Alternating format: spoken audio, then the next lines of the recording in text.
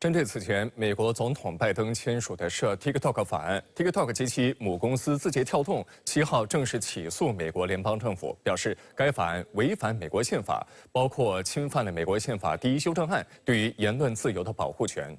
酝酿2周之后 ，TikTok 终于开始使用法律武器，打响了自卫战。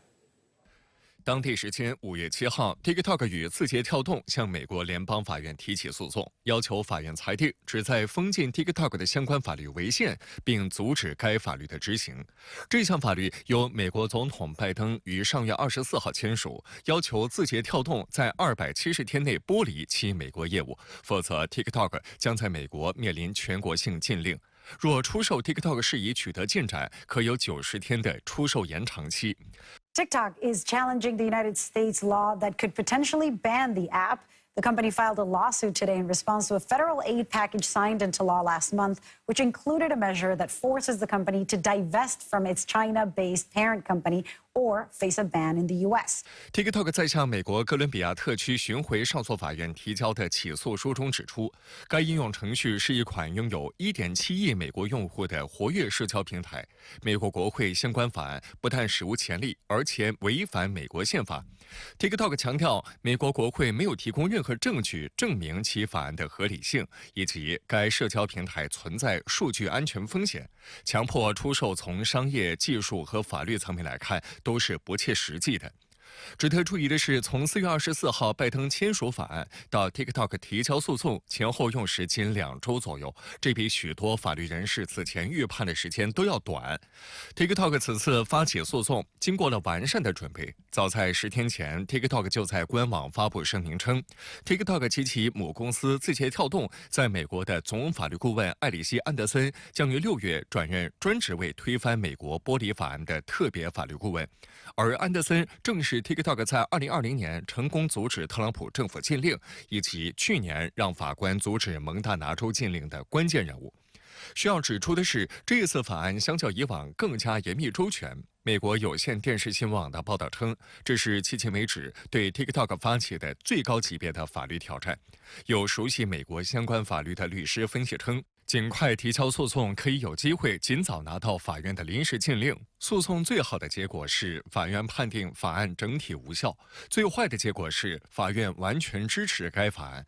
TikTok 会被要求出售给美国公司，但事实上，由于出售这一选项并不存在于字节跳动的考虑中，因为 TikTok 最有价值的是其算法。 而这受到中国的出口管制。接下来 ，TikTok 会很快向法院提交申请临时禁止令的动议，以争取在出售截止日，也就是明年1月19号前，让法院宣布这部法律无效。美国法院将在出售截止日之前作出判决。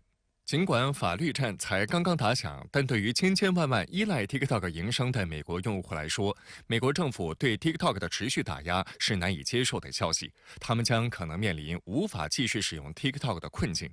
美国籍 TikTok 博主瑞恩·特尔费尔入驻 TikTok 已经有6年时间，如今拥有超过8万粉丝。他的视频里有很多实评。随着在平台上知名度的攀升，他接到了不少的品牌合作，这给他的收入带来了有效提升。特尔费尔在接受采访时直言，他无法想象未来没有 TikTok 这个平台。I don't know what I'm gonna do without it. I'm gonna be honest. Well, for starters, I don't think I would have a job. I would say TikTok was a really good tool for me to be able to expand my personal business and to help grow other businesses.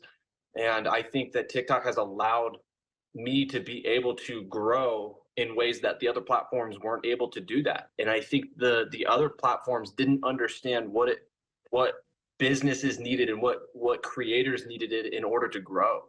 And TikTok's done a pretty good job at doing that. 令特尔费尔失望的是，美国政客打压 TikTok 目的是为了攫取自己的利益。I was really disappointed. I felt very specifically when I did research, I felt that it was very strange that most of the politicians who voted in support of the TikTok ban also bought shares in Meta the same week that they banned TikTok.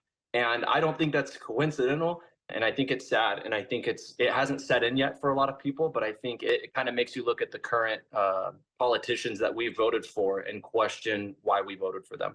外界关注到，字节跳动58%的股份由贝莱德集团、泛大西洋投资集团和海纳国际集团等全球机构投资者持有，21%为该公司的中国创始人持有，21%为员工持有，其中包括约7000名美国人。一旦 TikTok 在美国受到封禁，最大获利者将是同样依赖在线广告收入的 Meta、谷歌、Snap 等美国本土互联网巨头。据美国商业内幕报道，谷歌内部文件显示，该公司正试图通过强调 TikTok 可能在美国被禁的可能性，来说服广告商在 YouTube 上投入更多资金。谷歌管理层鼓励广告销售员工抓住 TikTok 这个不确定时刻，就 TikTok 被禁的后果与客户进行深思熟虑的对话。